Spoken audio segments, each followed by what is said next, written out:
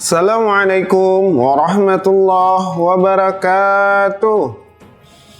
Alhamdulillah wassalatu wassalamu ala rasulillah wa ala alihi wa sahbihi wa mawala amma ba'd.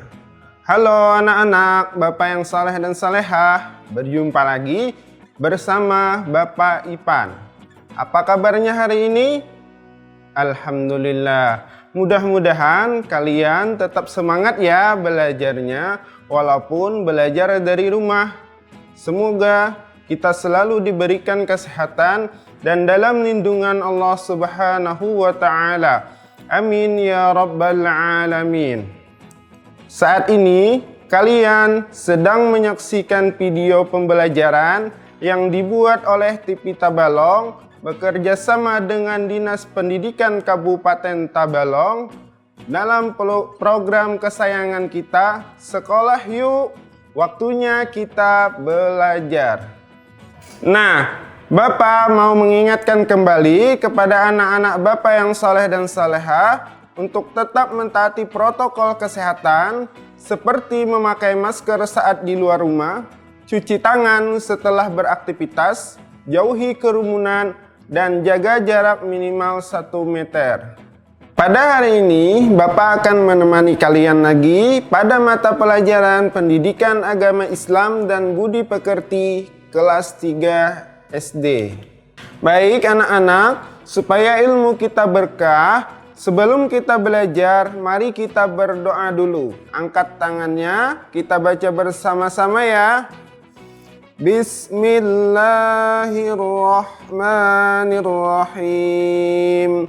Raditu billahi rabba wa bil islami dina wa bi Muhammadin nabiyya wa rasula. Rabbi zidni ilma warzuqni fahma. Artinya, kami ridha Allah Subhanahu wa Ta'ala sebagai Tuhanku, Islam sebagai agamaku, dan Nabi Muhammad sebagai Nabi dan Rasul. Ya Allah, tambahkanlah kepadaku ilmu dan berikanlah aku pengertian yang baik. Amin ya Rabbal Alamin. Walhamdulillahi Rabbil Alamin. Nah anak-anak, kalian pasti sudah bisa melaksanakan salat kan? Apa pengertian salat itu? Kemudian mengapa kita harus salat? Untuk menjawab pertanyaan-pertanyaan tersebut, mari kita simak materi salat berikut ini. Nah, anak-anak yang Bapak sayangi, materi kita ada pada bab 5, yaitu salat kewajibanku. Adapun tujuan pembelajaran kita pada hari ini, yang pertama adalah siswa dapat memahami dan menjelaskan arti salat. Yang kedua, siswa dapat menjelaskan pentingnya melaksanakan salat. Yang ketiga, siswa dapat melaksanakan salat secara tertib. Yang keempat, siswa dapat membiasakan melaksanakan salat tepat waktu. Yang kelima, siswa dapat membiasakan disiplin waktu dan hidup tertib. Rangkaian materi yang akan kita bahas pada hari ini adalah yang pertama, pengertian salat. Yang kedua, dalil-dalil perintah salat. Yang ketiga, hukum melaksanakan salat. Yang keempat, macam-macam salat wajib. Yang kelima, syarat-syarat melaksanakan salat. Yang keenam, rukun salat. Dan yang terakhir, hal-hal yang membatalkan salat. Baik anak-anak, langsung saja kita masuk ke materi yang pertama, yaitu pengertian salat. Salat secara bahasa artinya doa, sedangkan secara istilah artinya serangkaian ucapan dan gerakan tertentu yang diawali dengan takbir, dan diakhiri dengan salam. Nah, salat bisa diartikan doa karena hampir semua ucapannya berisi doa. Salat dilaksanakan untuk membuktikan pengabdian diri kita kepada Allah Subhanahu wa Ta'ala. Melaksanakan salat berarti menyembah kepada Allah Subhanahu wa Ta'ala, berdoa dan memohon ampunan. Kemudian di sini ada dalil-dalil perintah salat. Yang pertama, Quran surah Al-Baqarah ayat 43 yang berbunyi wa aqimus shalah wa atuz zakah warka'u ma'ar raki'in. Artinya, dan laksanakanlah salat, tunaikan zakat dan rukuklah beserta orang-orang yang rukuk. Artinya, di dalam Quran surah Al-Baqarah ayat 43 ini, Allah memerintahkan kita untuk melaksanakan salat, membayar zakat dan rukuk beserta orang-orang yang rukuk. Artinya salat bersama orang banyak atau salat berjamaah. Kemudian dalil yang kedua, Quran surah Al-Muddatsir ayat 42 sampai 43 yang berbunyi ma salakakum fi saqar qalu lam naku minal musallin. Artinya, apakah yang memasukkan kamu ke dalam saqar atau ke dalam neraka saqar? Mereka menjawab, kami dahulu tidak termasuk orang-orang yang mengerjakan salat. Digambarkan dalam surah Al-Muddatsir ini bahwa neraka saqar adalah tempat penyiksaan dengan siksaan yang sangat pedih. Bentuk penyiksaan di dalamnya berupa sengatan api yang membakar kulit manusia hingga kulit mereka menghitam. Seperti kata Ibnu Abbas, saqar membakar kulit lalu menghanguskan dan mengubah warnanya. Kenapa mereka dimasukkan ke dalam neraka? Karena selama waktu hidup di dunia mereka tidak mengerjakan salat. Mudah-mudahan kita termasuk di dalam golongan orang-orang yang beriman yang memelihara akan salat kita. Sebagaimana di dalam Quran surah Al-Mu'minun ayat 9 dijelaskan, walladzina hum ala salawatihim yuhafidun. Mudah-mudahan kita tergolong daripada ayat tersebut. Amin ya rabbal alamin. Hukum melaksanakan salat ya. Mengerjakan salat hukumnya wajib. Salat merupakan ibadah yang tidak boleh ditinggalkan karena salat merupakan tiang agama. Misalnya kita umpamakan rumah kan pasti mempunyai tiang ya anak-anak.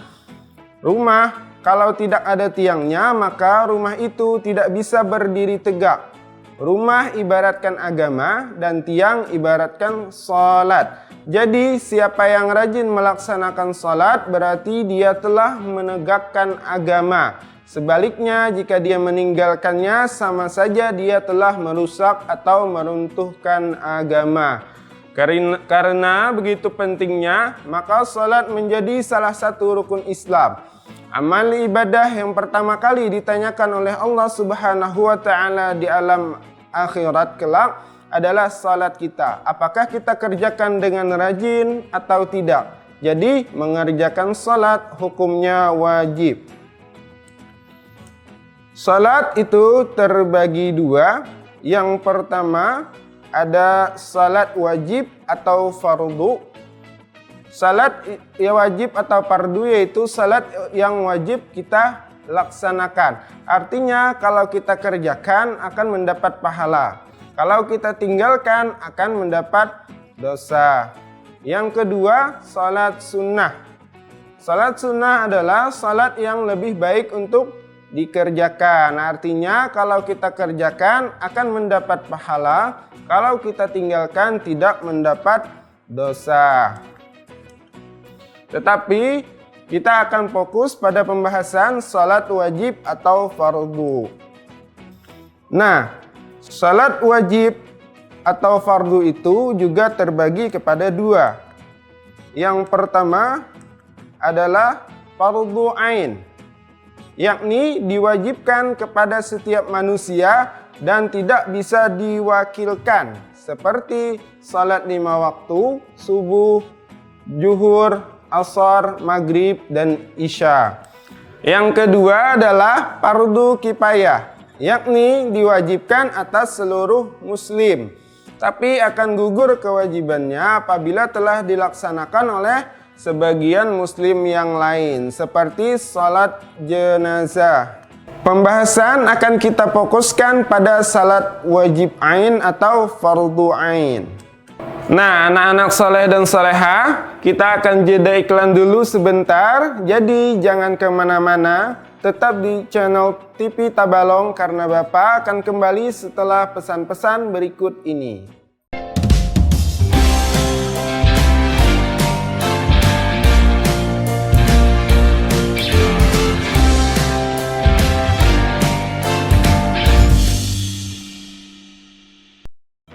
Nah, anak-anak, apakah kalian masih semangat? Pasti ya. Sekarang kita akan melanjutkan materi berikutnya, yaitu macam-macam salat wajib. Salat wajib terdiri atas salat subuh, zuhur, asar, maghrib, isya, dan Jumat. Dan waktu-waktunya sudah ditentukan. Yang pertama, salat subuh, yaitu salat 2 rakaat yang dilaksanakan pagi hari mulai sejak terbit fajar, muncul warna merah di langit hingga terbit matahari. Yang kedua, salat zuhur, yaitu salat 4 rakaat yang dilaksanakan sejak matahari condong ke barat hingga bayangan suatu benda sama panjang dengan bendanya. Yang ketiga, salat asar, yaitu salat 4 rakaat yang dilaksanakan sejak habisnya waktu salat zuhur hingga matahari terbenam. Yang keempat, salat maghrib, yaitu salat 3 rakaat yang dilaksanakan sejak terbenam matahari hingga hilang mega merah. Yang kelima, salat isya, yaitu salat 4 rakaat yang dilaksanakan sejak hilangnya mega merah hingga terbit fajar. Yang terakhir adalah salat Jumat, yaitu salat 2 rakaat yang dilaksanakan sama seperti waktu salat zuhur setiap hari Jumat. Salat Jumat ini wajib bagi laki-laki saja. Salat yang kita laksanakan sehari 5 kali ini bisa menjadi sarana beristirahat dan menghentikan penat serta kesibukan sehari-hari. Apalagi bila dikerjakan seseorang memerlukan otot dan pikiran yang melelahkan, maka salat bisa menyejukkan hati dan menenangkan pikiran. Sejuknya air wudhu yang membasahi anggota badan tertentu menambah kesejukan kita lahir dan batin. Kemudian selanjutnya, syarat-syarat melaksanakan salat. Yang pertama yaitu syarat wajib salat. Setiap orang memiliki kewajiban melaksanakan salat, yaitu dengan syarat-syarat berikut. Yang pertama, beragama Islam. Yang kedua, waras, yaitu memiliki akal yang sehat atau tidak gila. Yang ketiga, balik. Balik adalah sampainya kewajiban melaksanakan salat dengan ditandai mimpi basah, misalnya bagi laki-laki, dan haid bagi perempuan. Tapi walaupun belum balik, kita tetap harus mengerjakan salat supaya nantinya kita terbiasa dan tidak malas. Artinya kita harus berlatih salat mulai dari kecil. Kemudian telah sampai dakwah Islam kepadanya. Yang kedua, syarat sah salat. Ya. Yang pertama adalah bersih dari hadas kecil, hadas besar, dan suci dari najis. Yang kedua, sadar atau tidak dalam kondisi mabuk. Selanjutnya, masuk waktu salat. Nah, jadi orang yang mengerjakan salat harus mengetahui masuk waktu salat. Karena kalau dia tidak mengetahuinya, maka salatnya tidak diterima. Misal orang yang salat asyar padahal masih waktu zuhur dan waktu salat asar belum masuk, maka salatnya tidak diterima. Oleh karena itu, orang yang mau salat harus mengetahui waktunya. Selanjutnya, menghadap kiblat. Di dalam melaksanakan salat, kita juga harus menghadap kiblat, yaitu Ka'bah yang ada di kota Mekah. Selanjutnya, menutup aurat. Nah, ketika kita sholat, aurat kita harus tertutup. Karena kalau aurat kita terbuka, menyebabkan sholat kita tidak diterima. Aurat laki-laki mulai dari lutut ke atas dan pusar ke bawah. Kalau perempuan, seluruh tubuh selain telapak kaki, tangan, dan wajah. Selanjutnya, rukun-rukun sholat. Rukun sholat adalah sesuatu yang tidak boleh ditinggalkan ketika melaksanakan sholat. Karena jika tidak dikerjakan, maka salat yang dikerjakan hukumnya tidak sah. Rukun-rukun salat yang pertama adalah niat. Nah, jadi sebelum melaksanakan salat kita harus berniat. Yang kedua, berdiri bagi yang mampu. Ketiga, takbiratul ihram. Selanjutnya, membaca surah Al-Fatihah. Selanjutnya, ruku. Yang selanjutnya i'tidal.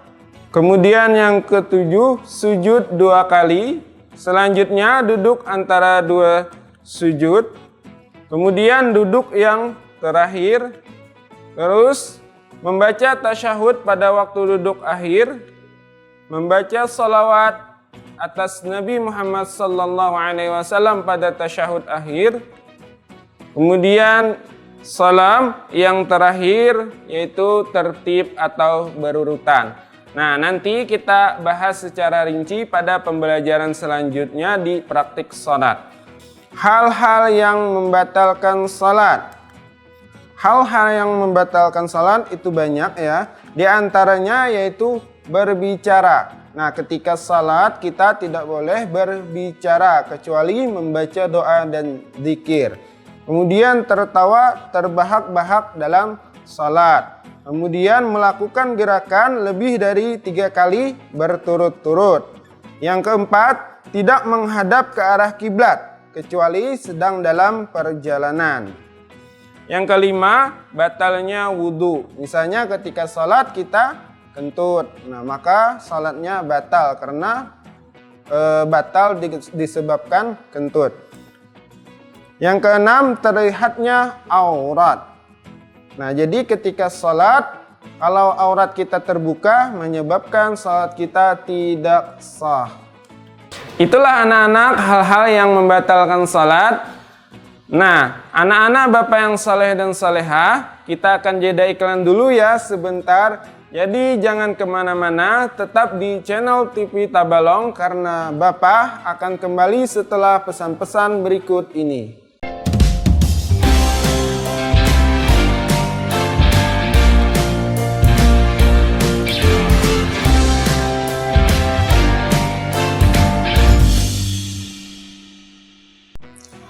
Nah, anak-anak Bapak yang saleh dan salehah, alhamdulillah ya, kalian masih semangat belajarnya. Kesimpulan pembelajaran kita pada hari ini adalah yang pertama, salat artinya serangkaian ucapan dan gerakan tertentu yang diawali dengan takbir atau takbiratul ihram dan diakhiri dengan salam. Kemudian orang Islam wajib mengerjakan salat. Selanjutnya, salat sangat penting bagi agama Islam karena pada posisinya merupakan tiang agama. Oleh sebab itulah salat menjadi rukun Islam yang kedua. Yang terakhir, salat adalah amal ibadah yang akan pertama kali ditanyakan oleh Allah Subhanahu wa taala di dalam akhirat kelak. Nah, anak-anak, demikian pembelajaran kita pada hari ini. Sebelum mengakhiri, Bapak ada tugas untuk kalian. Yang pertama, jelaskan pengertian salat secara bahasa dan istilah. Yang kedua, kenapa salat sangat penting bagi agama Islam. Yang ketiga, salat merupakan rukun Islam yang keberapa. Kemudian, hafalkan rukun-rukun salat. Kumpulkan tugas kepada guru di sekolah kalian masing-masing. Selamat mengerjakan ya. Demikian yang dapat Bapak sampaikan. Jika ada salah kata atau salah di dalam penyampaian, Bapak minta maaf, minta halal, minta ridha yang sebesar-besarnya. Terima kasih telah menyaksikan video pembelajaran ini dan sampai jumpa pada episode selanjutnya. Semoga bermanfaat dan jangan lupa semangat terus untuk belajarnya ya. Dan ingat tetap jaga protokol kesehatan. Assalamualaikum warahmatullahi wabarakatuh.